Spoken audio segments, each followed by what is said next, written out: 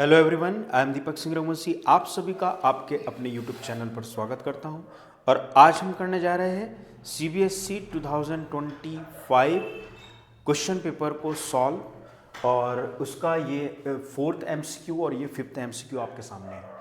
If the length of the shadow of a tower is √3 times of its height then the angle of elevation of the sun is. Clear है? यहां पर हमारे सामने question given है। क्या given है कि किसी टावर की लेंथ है ना, तो ये देखा हमने कि ये है कोई टावर, उसकी जो लेंथ है, ठीक है, देख पा रहे होंगे आप, उसकी जो लेंथ है वो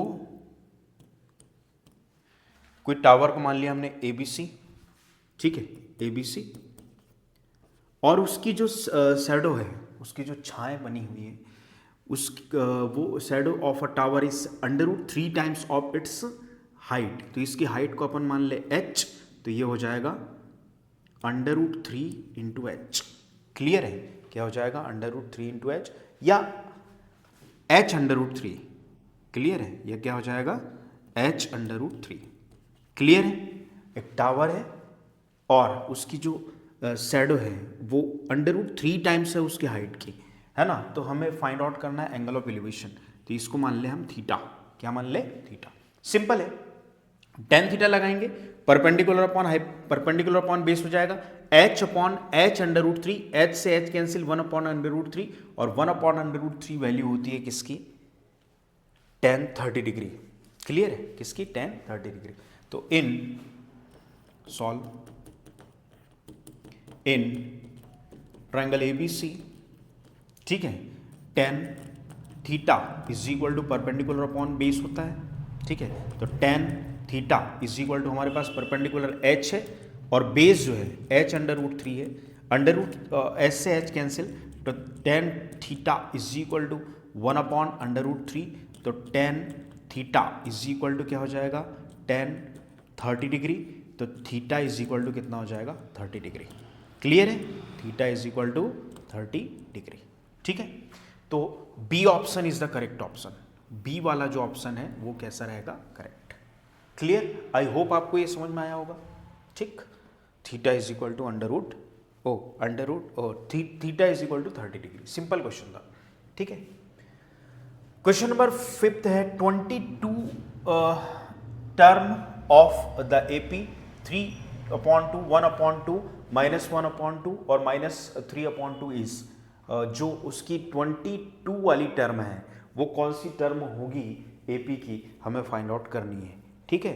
तो ऑप्शन दिए 45/2 और -9, -39/2 और -21, ठीक है। तो एपी हमारे पास गिवन है, सॉल्व। एपी है क्या? 3/2, 1/2, -1/2, -3/2, सो ऑन। क्लियर है? ए की प्लेस पे हमारे पास क्या है? 3/2। डी निकालेंगे, 1/2 -3/2, ठीक है।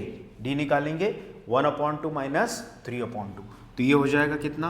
2 कॉमन लिया और ऊपर 1 -3, तो ये हो जाएगा -2/2। तो ये हो जाएगा कितना? -1। डी की प्लेस पर -1। क्लियर? डी की प्लेस पर कितना? -1। तो डी हमारा हो गया -1।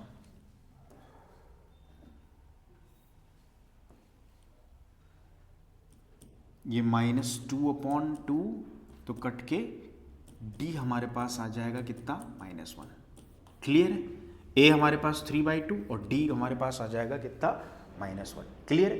अब A22 निकालना है, 22 टर्म निकालना है। तो we know that A N is equal to होता है क्या? a plus n-1 into D, ठीक है। तो A22 इज इक्वल टू हो जाएगा ए की प्लेस पर 3/2 प्लस एन की प्लेस पर कितना? 22 -1, डी की प्लेस पर -1, ठीक है। तो A22 इज इक्वल टू हो जाएगा 3/2 प्लस 21 और इंटू -1। तो A22 इज इक्वल टू हो जाएगा 3/2 -21 डिवाइडेड बाय 1। क्लियर है? 3/2, 21 -1 का मल्टीप्लीकेशन हुआ तो -21। तो A22 इज इक्वल टू हो जाएगा 2 LCM लिया, क्रॉस मल्टीप्लीकेशन करेंगे 3 × 1 = 3 माइनस 2 1 ज़ा 2 और 2 2 ज़ा 4, 42, ठीक है, 42 आ जाएगा, ठीक है। तो ये सब्ट्रैक्ट करने पर जो A22 है वो आ जाएगा कितना, सब्ट्रैक्ट करने पर -39 डिवाइडेड बाय 2, ठीक है, -39 डिवाइडेड बाय 2। 42 में से 3 सब्ट्रैक्ट हुआ तो -39 डिवाइडेड बाय 2, मतलब C option is the correct option. I hope आपको समझ में आया होगा। सिंपल है लेकिन दिमाग घुमाने वाले क्वेश्चन।